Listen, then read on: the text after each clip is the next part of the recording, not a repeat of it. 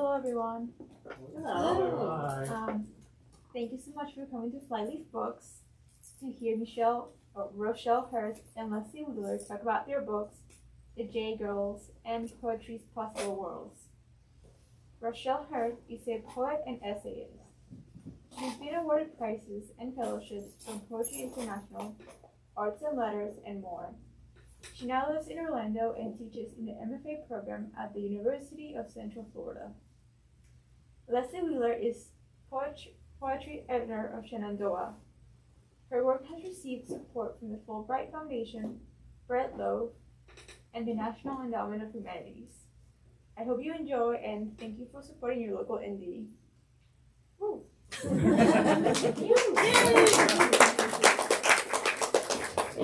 this loud enough? Can everybody hear? Oh, yeah. Awesome. Cool. All right. Yeah? Okay. Hi, everybody. Thanks for coming out, especially given the apocalyptic weather heading everybody's way. We drove down from Virginia this afternoon, and it was beautiful, and I'm thrilled to be here. I've never been in Chapel Hill before. So. What I'm going to read to you from is a little bit from my new book and a little bit from my last poetry collection. So the new book is a memoir about reading contemporary poetry during a time of life crisis. And the basically, you heard like the NEH credential. I earned a PhD in English and wrote scholarship primarily for many years and was like a secret poet on the side. And this, the poetry started happening after I got tenure, and basically this book is something I've been working on for a long, long time, and it is a bid to integrate those two parts of my life. For it, I did a lot of research into the cognitive science about reading, what happens when you read. So I'm going to read you two little bits from the introduction. And one of them describes that research a little bit, and the other talks about the memoir part, the crisis that was informing the writing. Books stipulate possible worlds. Authors borrow and invent pocket universes. Others access and reinvent them through reading.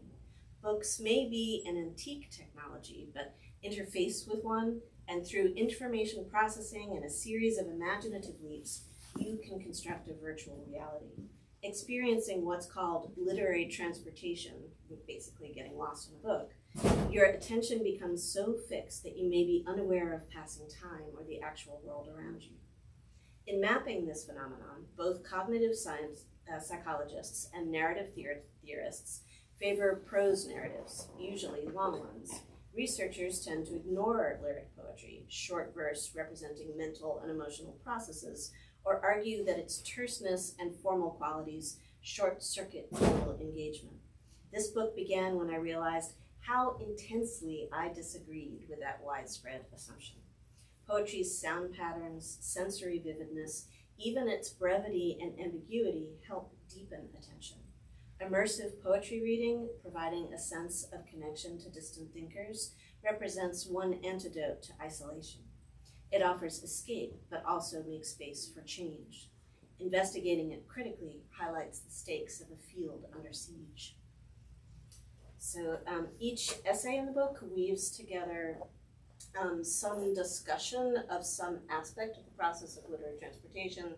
Each chapter is anchored by a poem by somebody else reprinted in full, and so I'm talking about that poem and what it meant to me at that moment. And this is the crazy biographical stuff that was happening as the book came to be. My own reading experiences come into play, as they always do, and they were shaped by crisis. In 2011, I left Virginia with my spouse and children to pursue a 5-month Fulbright fellowship in New Zealand. I was 43 when we crossed the equator. My parents' marriage imploded days later. My 85-year-old father slipped up, and my mother discovered his affair with a woman my age. They divorced before I returned home, and in short succession, my father remarried, fell ill, and died. I drafted these essays in the aftermath, pondering the meanings of my father's life and wondering what I should do with the rest of my own. He was an alcoholic who stopped drinking during my teen years without deep metamorphosis, continuing to lie, cheat, and steal vigorously. My moral high ground is relative. Living better than my father is not an impressive feat. But virtual voyaging in textual universes altered me, helping me change when change represented the only way forward. I recognized only much later that transforming my approach to critical writing, long after an apprenticeship to an alcoholic dissertation director, was another way of rebelling against fathers and perhaps putting them to rest. It's funny to talk about poetry and change. I teach at WNL in Virginia, and I teach poetry in various ways. I teach creative writing, I teach literature courses. I'm teaching British and Irish poetry right now. One of the courses I teach is protest poetry, and that's very explicitly about what poetry means to people in crisis and how it can be like a gathering point for people who, in a political or a social crisis, are trying to sort through trauma or questions of identity. Most of the time poetry changes us. It's not, I think, at that scale. And reading all these cognitive scientists, it helped me understand something I'd always done, which was kind of self-medicating through reading and writing. That experience of literary transportation, when you're deep in absorbed attention, your respiration changes, your heartbeat changes. There's simple changes too that I don't think people even think about, like you form a memory of reading. Like whatever you've read is at least partially in your memory banks, maybe forever. And of course, sometimes a great poem becomes like an earworm, like a song, like a line will haunt you and help you see things differently. But I think sometimes it's just the fact of making space for reading art, reading poems, reading whatever you love, is in itself, that process is in itself the changing thing. So, as I said, each chapter is pinned to a poem that moved me, that I came across during that time.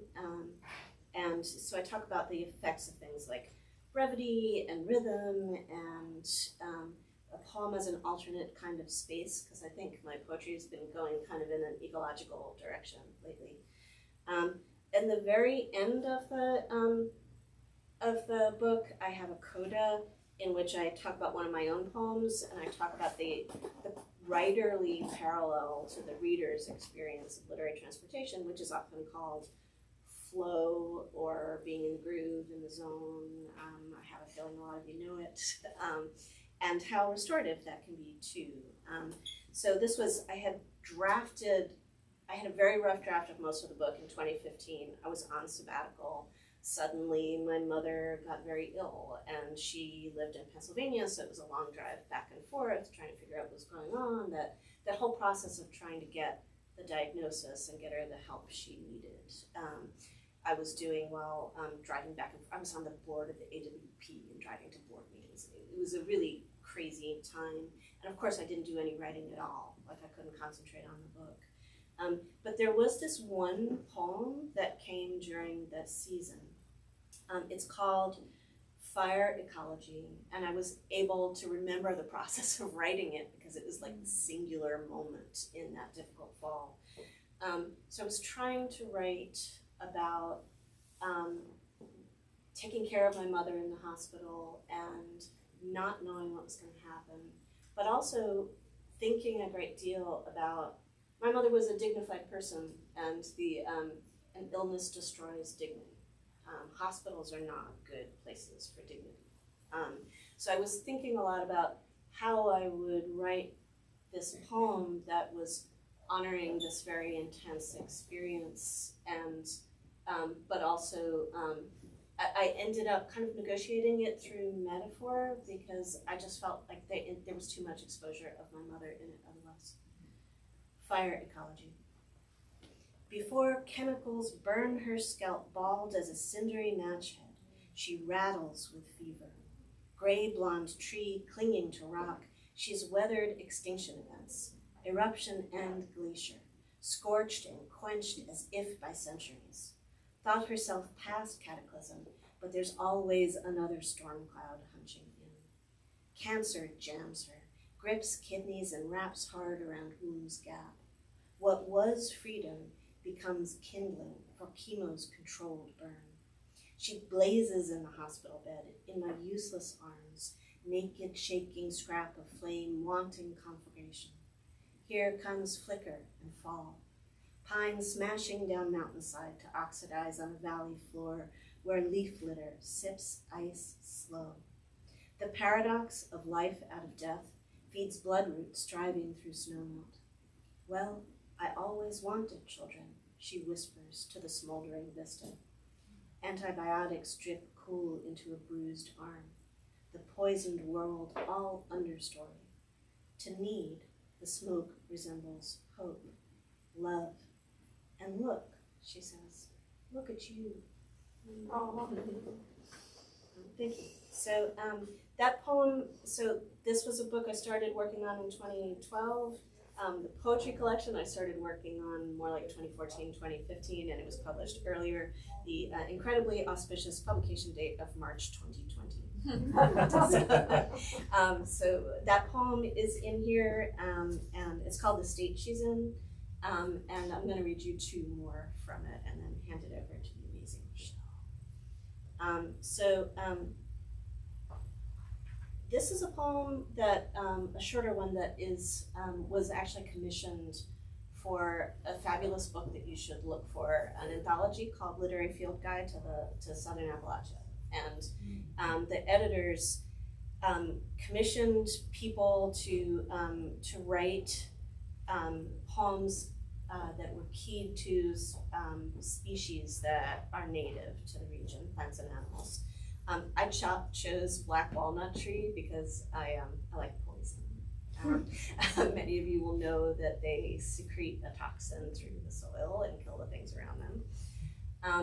And this poem also, this is a book in which I was finally admitting, like I grew up in New York and New Jersey, I was finally admitting, oh, I am a Southerner at some point, right? Like, I had been here since 94, 20 years, like maybe I could start to come to terms with that in a different way. And so this is certainly a poem thinking about place, and it's addressed to the tree, because I was trying to think about how I would write about black walnut trees without co-opting them too much, and a letter poem seemed like the right thing to do. Black walnut tree.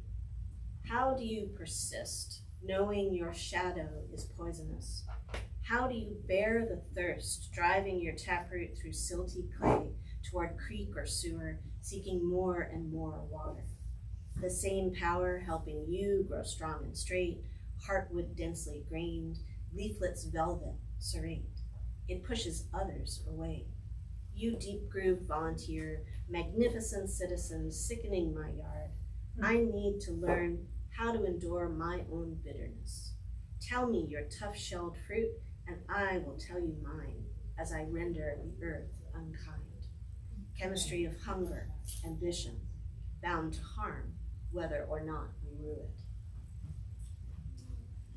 Before I read the last poem in the book, I want to thank everybody at Flyleaf Books for having us, and thank you all for coming, and also tell you that Poetry's Possible Worlds, the first printing sold out, which is a yay. But the second printing is delayed because of supply chains. So that's an onyay. But this bookstore has it. This is one of the only places you can buy it. So I just had to say. So in writing this book, I was negotiating my relationship to place in a different way.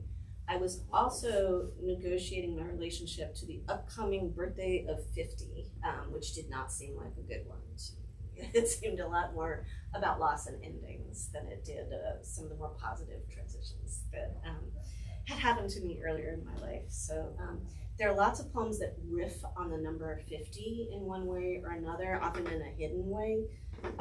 This is a poem called L, so, first letter of my name, Roman numeral. It's got a lot of references to people who died or were born in 1967, which was my year.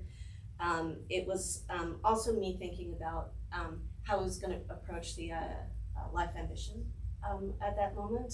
I think a lot of people feel that around that particular birthday. The insane thing that I did is I wrote every poem in 50 character lines. Yeah, and it didn't occur to me until much later that I should have used a monospace font where you can actually see how that they all line up identically. Instead, I counted the characters in every line as I wrote and revised. Yeah. Including spaces? Yeah. Yeah. It's because I've spent so much of my life like writing grant proposals. You know those, they have all those character fields where you have to, so it's sort of like, I'm gonna try 50 character lines. And this is the result. So, L. 1967 was on fire. Apollo 1 waiting to launch. Jim Morrison on Ed Sullivan stoking it higher. Mekong Delta, Newark riot hurling out sparks. Summer of Osaka to Misaka to Misaka to Misaka. Pulsar first glimpsed, black hole first named. Far south, Deception Island's volcano in flames. While an infancy rages, some recently extinguished soul was slotted in my pigeonhole. Oppenheimer, Coltrane, Magritte. But I'm no reincarnate star, not even a meteor tail, topless. Just a minor cloud of space dust reborn to squall anew. 4 decades and change accrue, and a big birthday looms. Half and half, golden jubilee, 5-0, code for pigs closing in, and also atomic number of 10. Mystery, heat rises to scald. What is it I'm reaching for over this terrible wall? A relocation, destination, permission for ignition, because beauty burns low. Potential guttered long ago. I don't know. So I avoid mirrors except the page, and work. Burn the fuel of myself in words, program words to change this space and time. Recall Cobain and Philip Seymour Hoffman dissolved to smoke. Does it even matter how in that year of our newborn howl, Lou Reed crooned heroin into the cradles? Oh, it was a Warhol year, surreal bananas. From my room, painted late in the daylily, I can gaze across a tin roof pocked by finch claws, past snow-packed sockets of a desolate maple, toward the lavender brow of House Mountain that for this poem let's personify as ambition, the blaze considered discourteous to mention, especially by women. Well, shouldn't I be striving? Talk to me, mountain. And with a higher perspective than mine, mountain cries, you are a conflagration. Adrenaline singes your capillaries. Let the anniversary of your ardor to be born cool you like a shadow. Desire leads only to more desire, even were your sororal motives pure, and they are not. The mountain has spoken. It meant cease building with borrowed stones, unless to lift somebody else. Message over bottle. Oh, and hey, says mountain. One more thing. All poems may be ash, but some shelter small, hot hopes, their seeds swaddled in earth's velvet. What strikes me now like flint on tinder is how talking to mountains or to you is the same as talking to myself. Just as impossible and just as hopeful, either or, both, and. Maybe we're all alpine and none of us is. Disconnection, a gift of language we are supposed to hand back. No presents, please. What's yours is mine already. But come in and have a drink on me. Today is everybody's birthday, and I've stopped counting. Well, just about.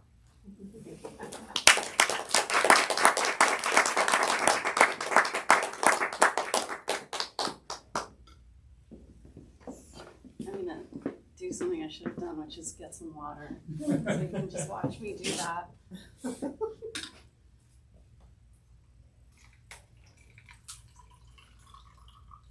Great job. Good story.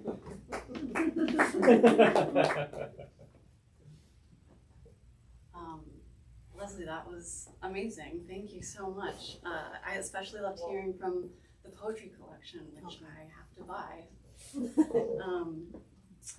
Thank you, everyone, for being here. Thank you to Flyleaf. I know many of you personally, so I especially appreciate you coming. I'm going to read from the J Girls, this salacious cover.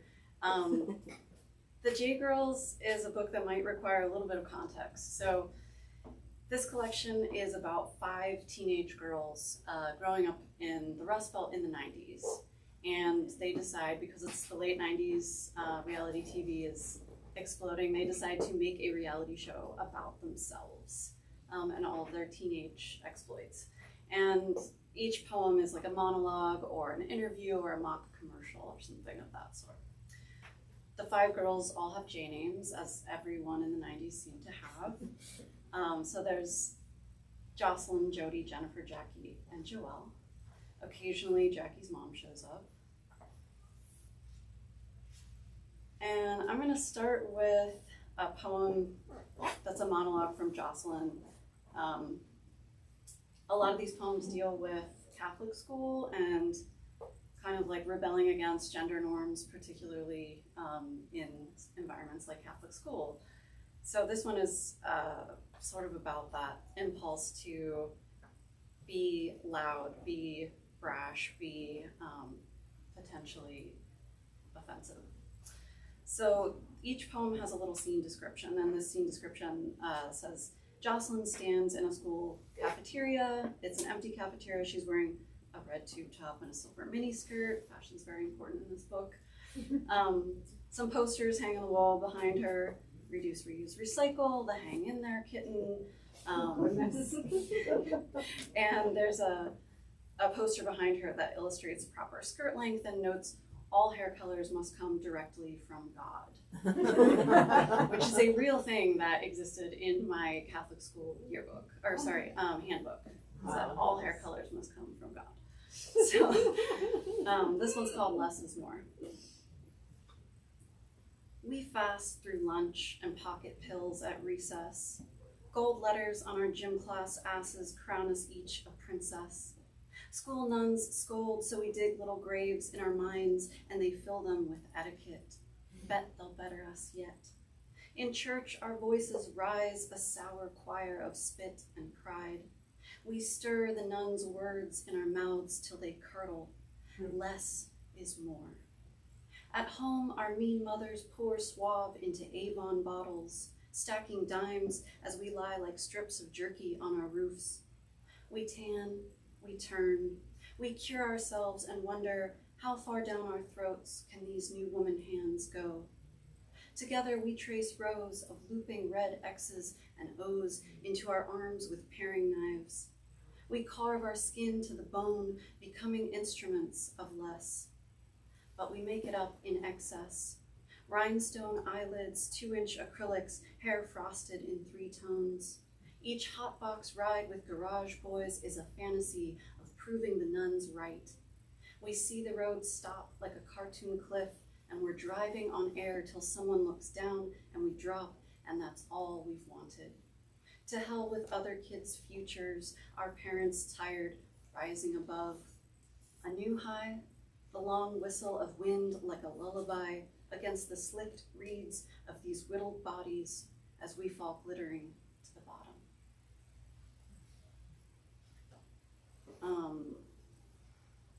The second poem is,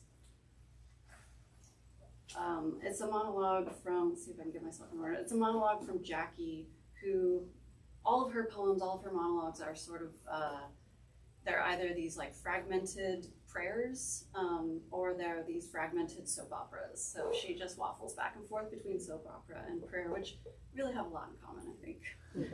So this one, the scene description says she's standing in a bedroom at night. She's got a microphone in front of her and she's wearing a hot pink wig with matching pinks and furs. One day I'm gonna just like dress up as one of the girls. But the problem is that when I started writing this book, I still felt like close enough to my teen years, as sad as that sounds. And now that it's published and out, it's been so long that I feel like wearing a mini skirt and a pink wig would not read as well. Ode on my upspeak. For those of you who don't know, upspeak is a way of talking where you end all your sentences as if they're questions. And it's something that girls and women especially were getting a lot of criticism for on the radio, because people found it obnoxious, I guess, but it's a manner of speaking that I think a lot of girls and women are in some ways encouraged or trained to do because of that passiveness and uncertainty. So this is sort of about that double bind. Ode on my upspeak. I admire its belligerent uncertainty. I'll know if I know when I please. Pointed indecision as auto prick that sticks my sentence tip. When my tongue spring toes into a run, I vault across silences, sucking this tick like perpetual mint, surprised but satisfied. I want all my action rising, okay? While we're at it, I dig my ums, impervious monks who squat in well-spaced rows, their insistent vibrato a hypno chant that spins my speech to incantation.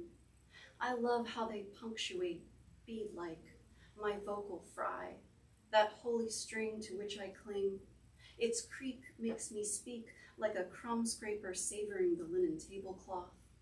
I lick the conversation down and shake each glottal rattle at the sky, my diphthong kernels popping in a thrum that sets me singing like an optimist. I've got nowhere to go but up.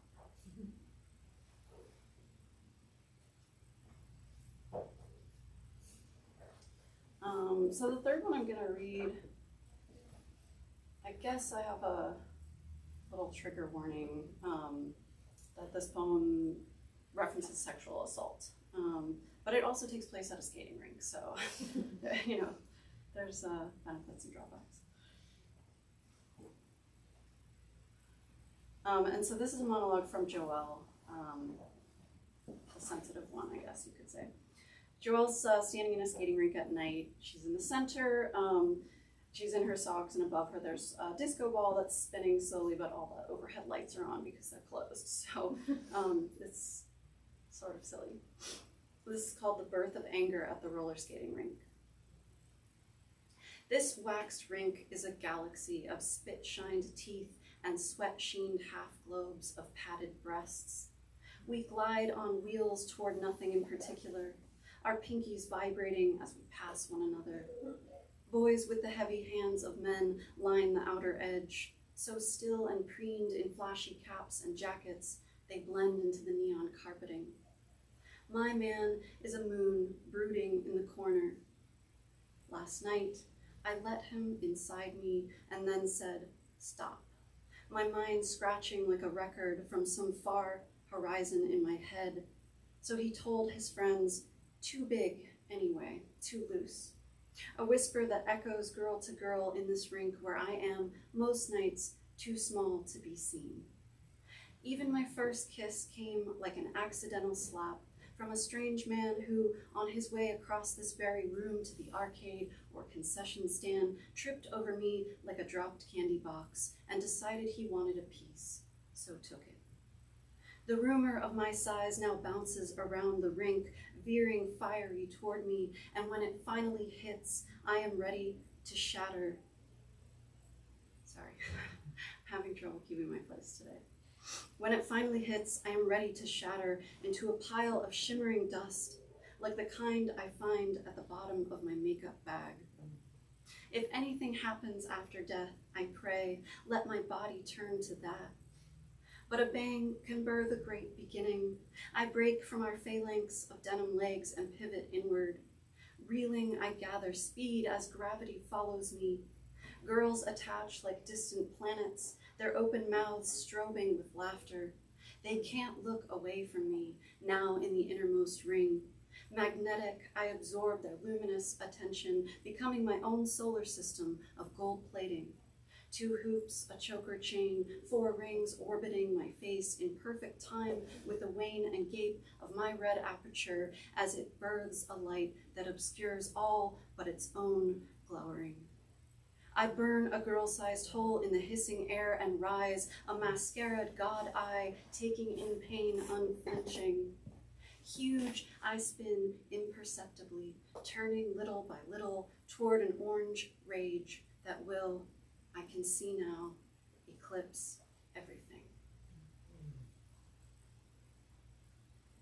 So the arc of the book, I guess, is that the girls start out kind of embracing their power as young women and power that their bodies have, and then quickly realize that there's a lot of danger and risk involved in that as well, and have traumatic experiences, and then they decide to kind of like band together a little bit more. So this is one of the poems where they are kind of banding together at the mall.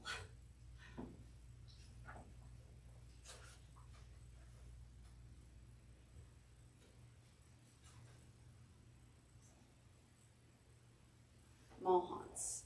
This is from Jackie, and she is sitting in a crowded food court. Behind her, there is an Orange Julius, a Sparrow, a Charlie Stubbs, and some empty storefronts. And Jody's sitting beside her, trying to distract and looking at the camera and like moving a blow pop suggestively around her mouth. Mall haunts. Born at the food court's dead end, we spit our gum-chewed brains on the pavement and cultivate a hollow gaze. We make ourselves dead ringers for dum-dums with our sticky grab-me legs and polished bobbleheads. Inside, we're rotten as our mothers guess, black hearts spongy with soft-core decadence. We gild our gory parts with peach and glitter, but corpsey flesh peeks through in streaks and lacquered chips. Men circle at the restrooms, sniffing decay in our gloss-peeled lips. Eager flies abound. Oblivious, we claw shop racks and moan, shine-hungry lunatics who proffer tongues like zombies, a possum play to ward off predatory haze. Sometimes all we find is fear, but it makes a slimming bind as lining or a gorgeous drape, so we wear it home and call ourselves drop dead.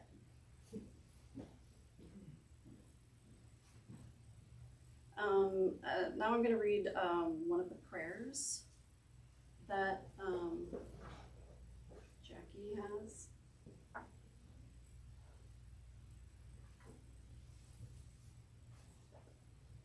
So this is a prayer for effacement. Or sorry, not Jackie, Jennifer. I'm a mess. So Jennifer's standing in front of a marble altar. There's a large wooden crucifix behind her, and she's holding a bag of communion wafers and eating them and drinking some wine. I don't know if anyone here was ever an altar person, but that was like the perk was that you could like sneak into the closed off parts of the church and steal things. Nothing that was important. Prayer for effacement. Oh, my fear snuffer, my sensitive sigh huffer, my infernal grace breather, my sin sucker, my most holy vampire, my tawdry tear drinker, my gory grief strainer, my pulpy vice eater, my dull mind cleaver, my gentle heart surgeon, my acid bath, my quick drying lime wash, my most patient primer, my tongue scrape, my meticulous airbrush, my aerial light box, my traveling sunspot, my beautiful cataract, my personal snow machine, my salt and plow, my spongy ink blotter, my stack of sorries, my emergency stain stick, my cup of bleach, my benevolent eraser. Make me an eternal thumbprint, your most stubborn spot of grease. This is the last one I'm going to read. This is a burlesque. It's the only burlesque in the book, and it features all 5 J girls. So they're standing in one of those small above ground vinyl pools, and they're like making a whirlpool, and they're like removing articles of clothing as they do this. The poem is called Pluralizing. We blow cash on toe rings and studded spandex, then go all pennies in on who's first to leave the water undressed, or better yet, who's wet and naked longest. Watch. Under pink sky thunder, we pander to a stand of denim and tall boy cans. 6 packed into the tiny vinyl pool, we're nothing if not a fashion set, weaving elbows and knees in a cat's cradle of regrets. Oh, audience, don't think we can't hear the storm coughing our names through the streets as window women shut their eyes to us. Don't assume we can't see from here how many selves we'll have to synchronize in making sense of nights like this, our love of leering men. Poor is an easy place to sink. Trashy, too. But surfacing alone is a risk not one of us is taking. Not one and not none. When lightning scatters itself on the skin of the water, we crystallize with laughter. Our bodies' fractal tugs of longing split the clouds. We rip the light and wrap our hips in. We sieve the sky into our lips. We tilt the kaleidoscope eye of sex so you can see it. Girl as gift, but in plural, a performance. Girls, girls, girls. Lit now, translucent men call from the deck, crazy sluts. So we slip their words over our head and climb out cloaked in their dazzling fear of us. We shiver and drip and glisten and pull the ladder up. That's it. Thank you.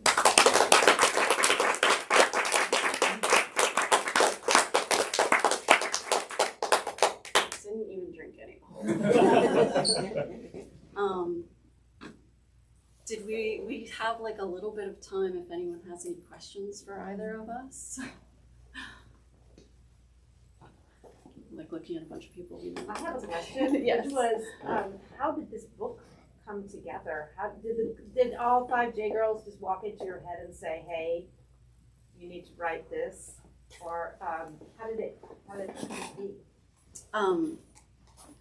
No, they didn't all walk in. They split into 5.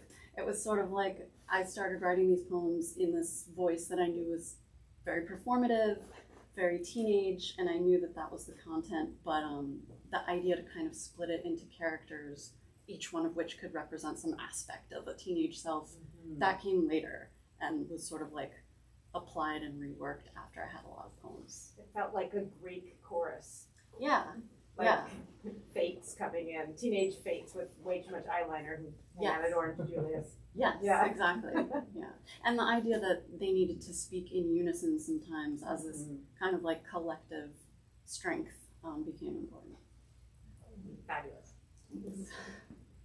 And one of the reasons I wanted to read first is I was wondering whether you had like a whole team of friends who were going to come up and do different voices. It's my dream, but I don't know if I have anyone who's like, if I have 5 people that are willing to do that. Oh, yeah. You have to do a Halloween theme party. Yeah, and I dare you to wear a pink. And then you would have to bring in the mountain to talk to you. Yeah, that's right. Yeah. I do Be the black sometimes. walnut.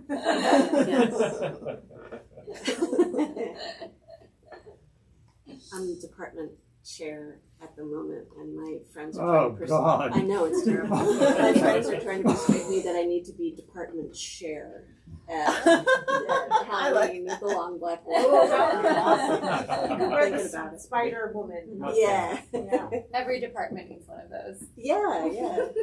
Be much Yeah, more you intimidating. That's in office hours. I don't mess with the department chair. You call everyone Sunny. Oh, it's terrible. Yeah, But it's just 1 year. I'll be okay. that's sensible. Theoretically. That was fabulous. Thank you. Thank you. Yeah. Thank you, everyone. Thank you both. Can we buy all of your books here? Yeah, Oh, you can. So they're both out there. Okay. So yeah, and I've got a purple pen to sign them. Ooh. I also brought a purple pen. We're in cosmic sync. But this is not purple prose, it's poetry, right? I mean, yeah. There are prose poems in the book. Oh, okay, but, all right. yeah. And you got some prose. So. Yeah. And poetry's a little purple. Thank you. Thank you. When did that fall off? Yeah. Is this your first time being chair, or is it a repeat? It's a repeat performance. So I did it. I did a 3-year stint and then a 1-year replacement stint, and I got talked into doing another 1-year replacement stint, and I shouldn't have said yes. That was just phenomenal. I Oh, love thank you your so work, much. and Yeah. it was just a privilege to be able to hear you read it. Oh, thank you. What's your name? I'm Allison. Hi, Allison. it's nice to meet you. Nice to meet you too. Yeah. So local? I guess I am now. Yeah. I moved from the San Francisco Bay Area last year, so Oh, I'm still okay. kind of finding my feet and Sure. finding other poets in the area. Yeah, and everything's a little harder because Yes. yeah. Yes, but what a treat. Oh, It's my thank you first for live coming. reading in forever. Yeah, well, I feel honored that it was us. Yeah. Oh, absolutely. Great. So, is your book? Is it in that central kiosk that? Yeah. So they have some of Poetry's Possible Worlds on a display table, but I also brought some of the stations in, so that's a bit. Okay, I will find it. Yeah, 4 years. It's exactly right. It was like a couple years before the pandemic. It's fun to hear that aloud, having read it on the page. Yeah. Oh, thank you. Nice to have occasional readings to do. It was, of course, it was March 2020, so it was like, out this year.